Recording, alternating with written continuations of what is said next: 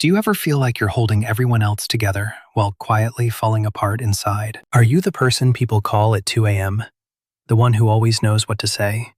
The friend who can handle anything thrown their way? Do you wear your strength like armor, so convincing that no one thinks to ask if you're okay? What if I told you that being the strong friend isn't just exhausting?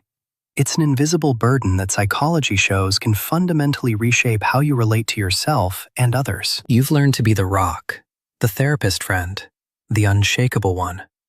But who catches you when you fall? Today we're talking about what it actually costs to be the person everyone leans on, and why your strength might be quietly suffocating the parts of you that need care too. Number 1. You've become everyone's emotional clearinghouse. Have you noticed that conversations with friends follow a predictable pattern? They unload, you listen, you offer insight or comfort, and somehow the conversation ends before anyone asks how you're doing. It's not malicious. You've trained people, often without realizing it, that you're the giver in the relationship. Psychologists call this role rigidity. When you occupy such a fixed position in your social network that deviating from it feels impossible. You might start to share something vulnerable, but then you notice their relief when you pivot back to being helpful. So you swallow what you were going to say. Maybe you've even caught yourself minimizing your own problems mid-sentence because they seem small compared to what your friend is facing. Or because you've internalized the belief that your role is to solve, not to need. Research on emotional labor shows that when you're constantly managing others' feelings without reciprocal support, you experience something called compassion fatigue.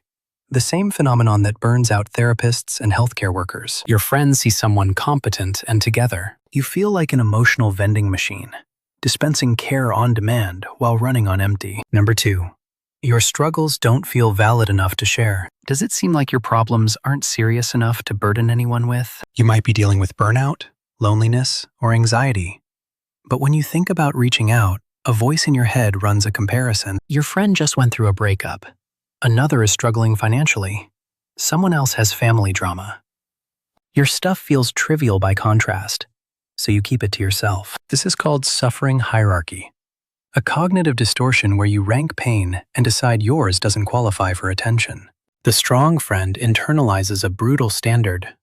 Everyone else's problems are legitimate crises, but yours are just inconveniences you should handle alone. What makes this particularly insidious is that it becomes self-reinforcing. Because you never share your struggles, people assume you don't have any, which makes it even harder to break the silence later. You've accidentally created a version of yourself in their minds that's so capable, so unshakable, that admitting you're struggling feels like shattering an illusion. Studies on social support show that perceived availability of help matters as much as actual support. But when you believe no one would take your problems seriously, you don't reach out, and the isolation deepens. Number 3. You've lost touch with your own emotional needs. Are you someone who can identify exactly what everyone around you is feeling, that draws a blank when asked how you are?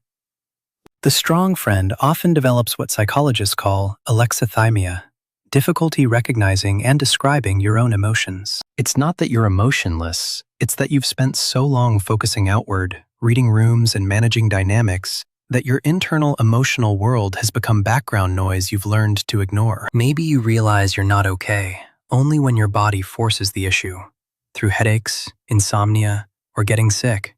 Perhaps you've caught yourself feeling numb or detached, going through motions without really feeling present. This happens because emotional suppression, especially chronic suppression, doesn't make feelings disappear. Research on affect regulation shows that pushing emotions down requires constant cognitive effort.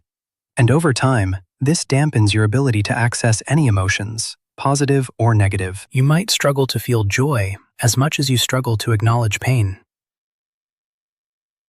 The irony is devastating. You're so attuned to everyone else's inner life that you've become a stranger to your own.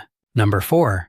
Asking for help feels like admitting failure. Have you ever started to reach out for support, then deleted the message before sending it? Do you find yourself thinking that needing help means you're weak, or that you're failing at the one thing you're supposed to be good at, which is being strong? For the strong friend, vulnerability isn't just uncomfortable, it feels like a fundamental violation of your identity. You've built your sense of self around being the reliable one, the person who has it together. And asking for help threatens to dismantle that entire construct. This is what psychologists call a rigid self-concept, where your value feels contingent on maintaining a specific role. The thought process goes something like this. If I'm not the strong one, who am I? If I admit I'm struggling, will people see me differently? Will they lose respect for me? Or worse, will they feel burdened by me the way I've sometimes felt burdened by them? Research on help-seeking behavior shows that people with high self-reliance often have the hardest time asking for support. Not because they're actually more capable, but because they've internalized the belief that needing others is shameful. So you suffer in silence, convinced that reaching out would be an imposition, while your friends would likely be honored that you trust them enough to be real. Number 5. You're experiencing relational burnout. Does it seem like the relationships that used to energize you now feel draining? Have you started avoiding texts, making excuses to skip hangouts, or feeling resentful when someone reaches out needing support, even though you'd never admit that out loud? This is relational burnout, a state of emotional exhaustion specifically tied to your social connections. It's not that you don't care about your friends anymore. It's that the imbalance has become unsustainable. You're operating at a deficit, constantly giving from reserves that never get replenished. Psychologists identify 3 components of burnout: exhaustion, cynicism, and reduced efficacy. You might feel tired just thinking about social interaction. You might catch yourself feeling cynical, wondering if people only value you for what you provide, and you might doubt whether your support even matters, whether anything you do makes a real difference. Studies show that burnout doesn't happen because you care too much. It happens when effort and reward are chronically mismatched. You keep showing up, keep offering care, but the reciprocity you need, even if you've never asked for it, isn't there. The strong friend's particular trap is that you often can't name this burnout because admitting you're tired of helping people feels selfish. So you push through until something breaks. Number 6.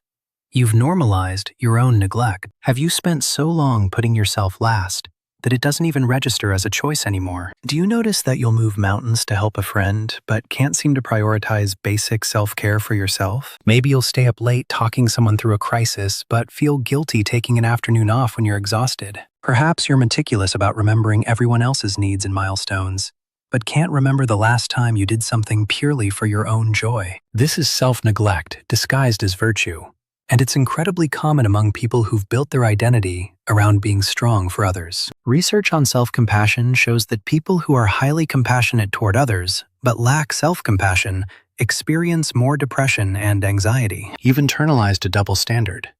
Everyone else deserves care, patience, and grace, but you deserve productivity and strength. The strong friend often operates from a scarcity mindset about their own needs, as if caring for yourself depletes what you have available for others. But psychology tells us the opposite is true. You can't pour from an empty cup isn't just a cliche. It's backed by research on caregiver stress and sustainable helping. When you neglect yourself, you don't become a better friend. You become a depleted one, giving from resentment rather than genuine care. Number 7. The loneliness of being needed but not known. Do you ever feel profoundly lonely, even when surrounded by people who love you? Have you realized that your friends know the version of you that shows up for them, but they don't really know you, the messy, uncertain, struggling you that exists when no one's watching? This is one of the cruelest paradoxes of being the strong friend. You're deeply connected to people, you know their fears and dreams and histories, but the connection is asymmetrical. They haven't seen your vulnerability because you haven't shown it. And after enough time, that invisible wall becomes thick enough that you feel isolated even in closeness. Psychologists call this emotional loneliness, distinct from social loneliness. You're not lacking social contact, you're lacking intimate emotional reciprocity. Studies on friendship quality show that relationships based primarily on one person's needs being met, even if both people are satisfied with the dynamic, leave the support giver at risk for depression and isolation. You might have dozens of friends and still feel unseen. You might be the first person people think of when they need help, and the last person who gets asked if you're okay. The strong friend often discovers too late that being needed is not the same as being known, and being admired for your strength is not the same as being loved for your wholeness. Number 8. What it looks like to put the burden down. You don't have to keep carrying this alone. Putting down the invisible burden doesn't mean abandoning your friends or becoming someone you're not. It means expanding who you're allowed to be in your relationships. Start small. The next time someone asks how you are, try answering honestly, even if it's just saying you've been tired or stressed, instead of defaulting to, Fine. Notice the discomfort that comes up when you're not performing strength and sit with it instead of immediately backtracking. Research on vulnerability shows that sharing struggles doesn't push people away, it deepens connection. But you have to be willing to risk being seen as human rather than superhuman. Practice saying no without elaborate justification. Try asking for help with something small and notice that the world doesn't end.